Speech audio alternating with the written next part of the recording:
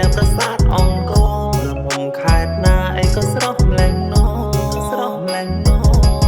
បងសួរនេះហើយព្រោះចង់ដឹងគឺទាំងប្រលឹងស្អាតដូចជាអប្សរាចិត្តនេះទុនព្រីមមកចង់បានផ្លែផ្កាសុំគិនជីវ៉ាអង្គឆ្លើយថាណូ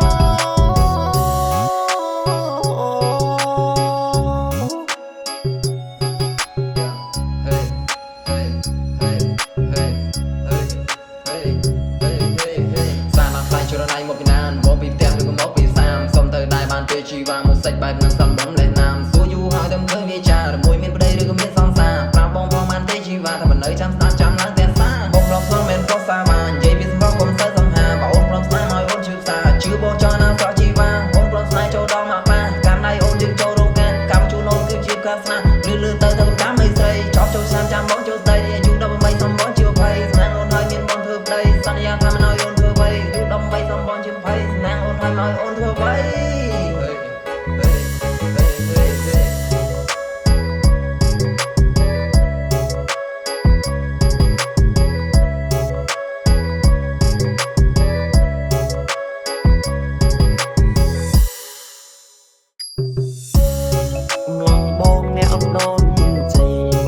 ស្នេហ៍ថ្លៃនៅប្រាសាទអង្គរលៀមបងលងចិត្តបងចង់កិនគូ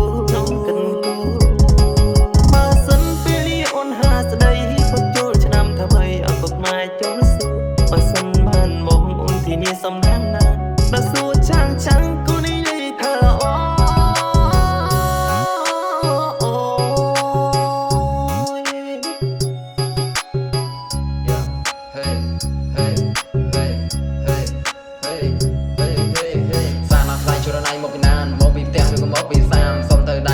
ជីវ៉ាមកសាច់បែបនឹងសំបំលេះណាមសួរយូរហើយតែមិនឃើញវាចារមួយមានប្តីឬក៏មានសង្សារប្រាំបងផងបានទេជីវ៉ាតែមិននៅចាំស្ដាប់